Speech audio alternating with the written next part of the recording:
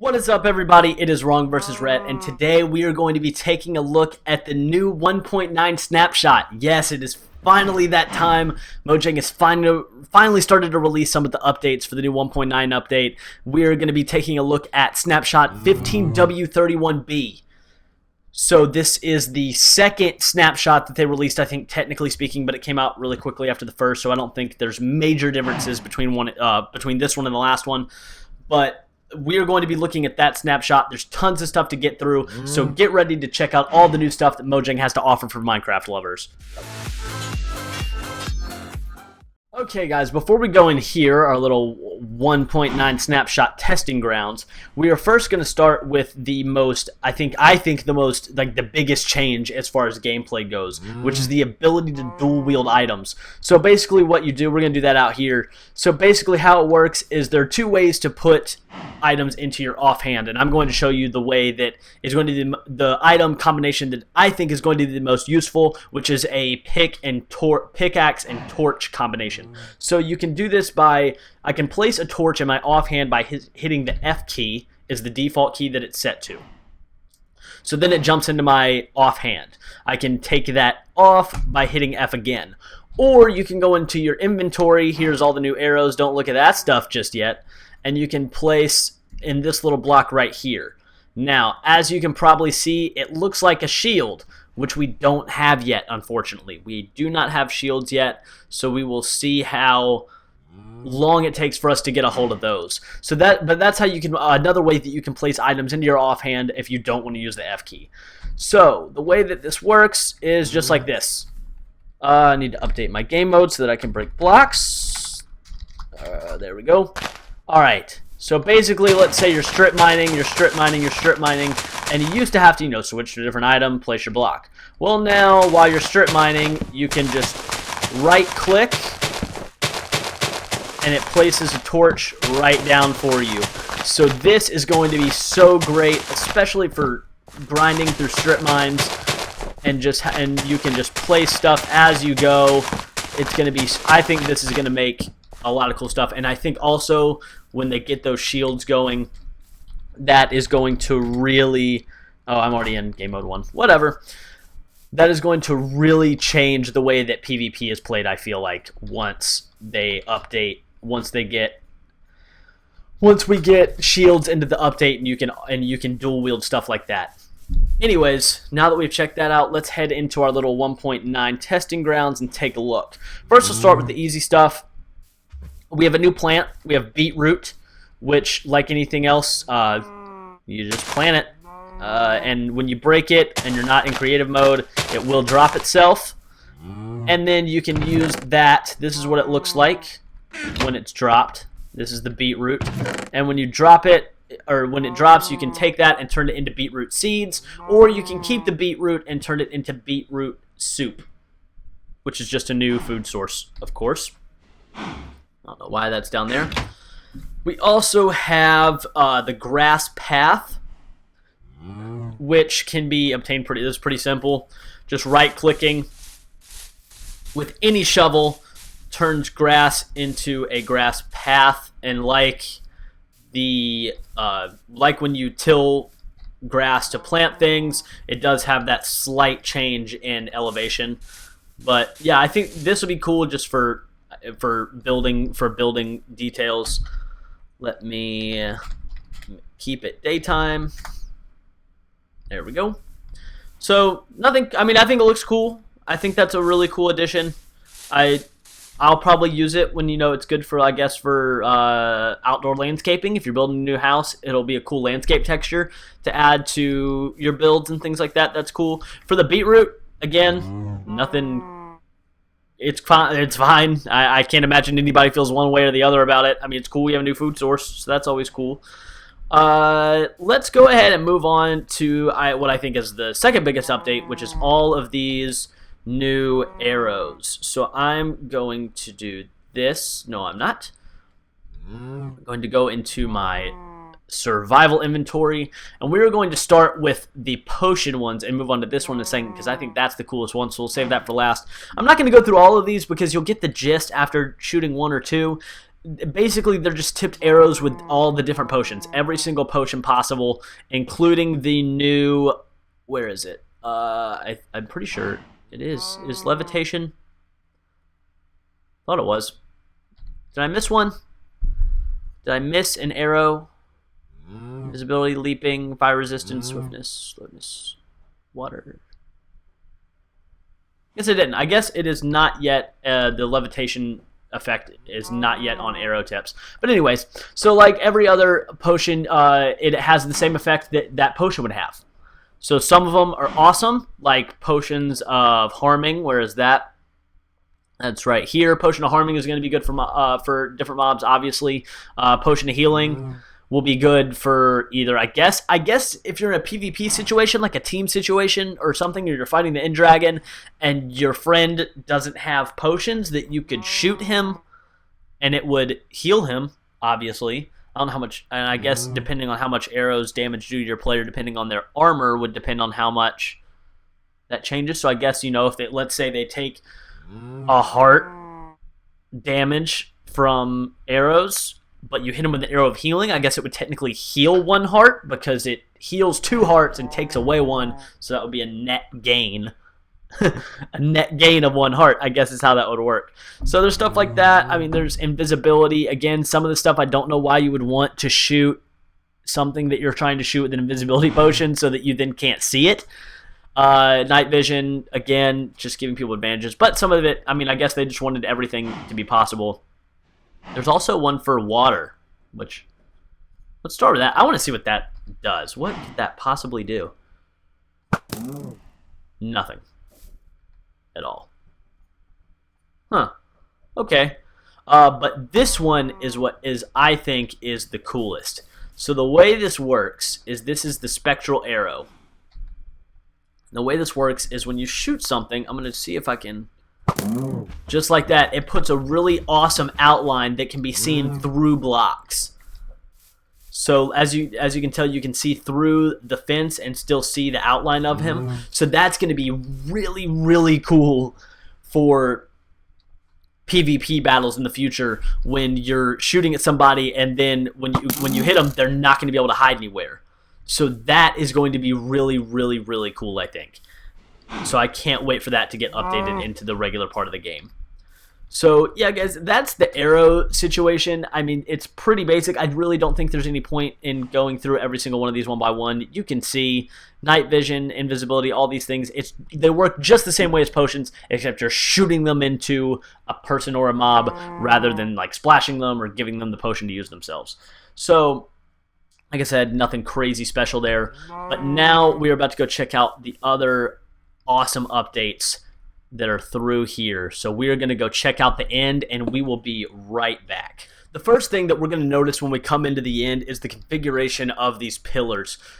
Typically, when you come into the end to fight the Ender Dragon in Minecraft, in previous versions, all of these pillars were sporadically placed in no particular sort of pattern or order, and now, as you can see, they've decided to configure the Ender Dragon battle the same way that it is currently configured in Minecraft Xbox Edition. So not only are these pillars going to be configured into a circle around the middle part where the dragon will be flying, but also you have these little cages at the top of some of the pillars. So unlike in past versions where you could just run around the surface at the end and shoot down the little regeneration blocks, you now will have to pillar up these bigger pillars and destroy these with your hand or a sword or weapon or whatever you're using, and just like that, it will be destroyed. However, it does cause damage. From my past experience of playing Minecraft Xbox Edition, that does cause damage to players, so I do think that this could change the sort of race to kill the dragon UHC style UHC, because it's going to be difficult for people to be able to destroy the dragon if they're losing tons of health from these explosions by having to stand right next to the regeneration blocks. So we'll see how that affects gameplay. I'm not sure if that's going to be such a huge deal, but that's just something that I thought about. So currently, this is the new format for the Ender Dragon battle. I personally don't think it makes a huge difference. I kind of like it. I like how this looks, and I like the added difficulty of having to pillar up these giant things to break the iron bars. So I don't mind this I don't mind this part of the update. I actually kind of like it. I always thought that being a player who started on Xbox Edition and moved to PC later, I did think that the Xbox version of the Ender Dragon battle was a little more challenging than the PC version in the past, because you did have to destroy these cages rather than just running around and shooting down the regeneration blocks. So that is the update for the Ender Dragon battle, and I'm going to kill the dragon real quick, and then we are going to move on to the new end updates for the end dimension. And as you can see, the dragon is dead. There's the dragon egg right there. I've destroyed all the little regeneration blocks. And what happens is once you kill the dragon, this will appear somewhere on this main island. And you'll notice it because a giant beam of light that looks like a beacon is going to shoot up into the air. And up close, this is what it looks like. That is the portal. All you get is a 1x1 block. So the way that this can be accessed is with Ender Pearls, and this will transport you to different islands where the new end dimension mobs and blocks are, depending on which direction you throw the Ender Pearl through. I think it can also be reached if you're riding like a pig or a minecart or something. But this is going to be the way that is the most easily to do. That is the easiest to do at first. So let's see if we can throw one in there. There we go. Where did it take us? There we go. Okay. Wow. Okay, this is my first time actually seeing this. Honestly, I haven't done anything as far as the end dimension goes. These are the new plants, the new chorus plants. So let's see if I can remember how this works. I think you break that and it drops. Yeah, you break these, and you can only plant these on endstone, and it drops the chorus fruit. If you break a chorus flower, which is this. This part's the chorus plant. This is the chorus flower. I think, is that right? Maybe that's not right. What drops the fruit? Okay, no, the chorus plant drops the fruit. I guess the chorus flower doesn't drop anything? I'm not sure. I haven't gotten to mess with this yet. This is my first time coming to this dimension. I didn't want to do it in the overworld. I thought it'd be cool to actually be in the end and see this stuff. So I wanted to do it for the first time while you guys maybe see it for the first time. So yeah, that's what this is. That's interesting. Yeah, these are the new, and these can be eaten, I think. The chorus fruits can be eaten. So this is very interesting. Let's see if we can find some of these new structures that I keep hearing about.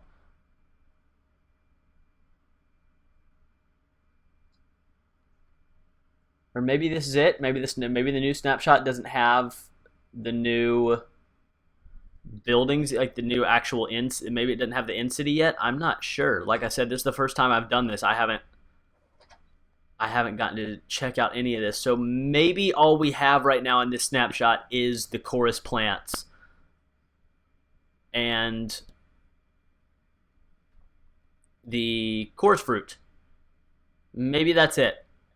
Maybe I'm wrong. I don't know. So I'm going to fly around a little bit more down here. I'm going to see if the end city is going to be included in the snapshot. If I fly around for a while and don't find it, I'm going to assume it's not. So I will meet back up with you guys in just a minute, one way or the other. Alright guys, we are back from the end. We are going to come check out the new end blocks that will soon be seen in the end city whenever they decide to put that into a new snapshot or update. So when I'm assuming that from what I've read that this is how it's going to work. The end city is going to spawn. It's going to be sort of treehouse style looking builds in the end dimension, and they're all going to be using endstone and then these blocks, which are the purpur blocks. Interesting name.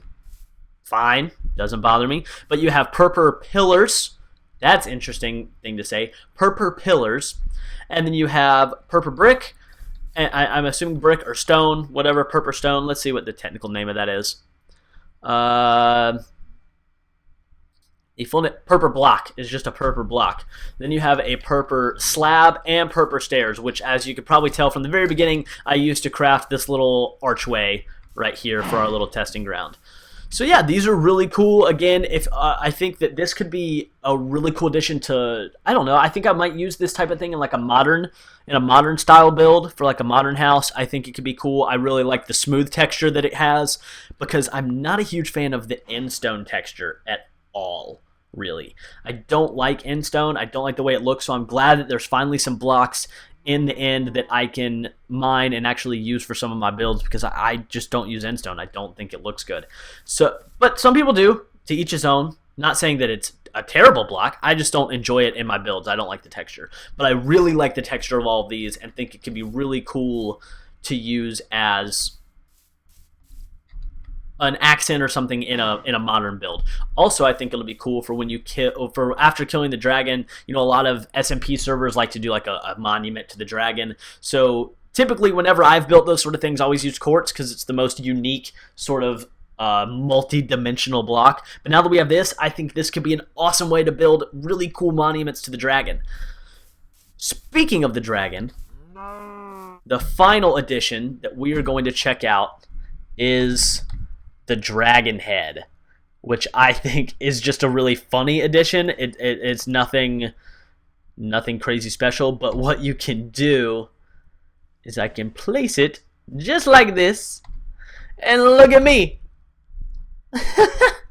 And when you walk, the mouth moves. I think that's really funny. Maybe it's just me, but I think like I said, it's kind of a point. I mean, there's nothing. I mean, it'll be cool decoration for people that are able to obtain it in creative. People that build in creative, you can use it, and that'll be cool because there's no other way to obtain it. The dragon doesn't drop it or anything like that. But I think it's funny. And then another little aspect of it is you can take it off.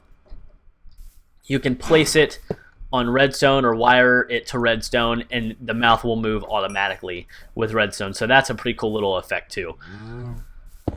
So anyways, guys, I think that is going to do it for us. I think that those are all the major updates as of right now that Mojang has released to us that we can play, that you can currently play on the new snapshot. So some really cool stuff. There's still plenty more to come. I think we should be getting new updates more and more within the next few days. Hopefully, we're going to have to see.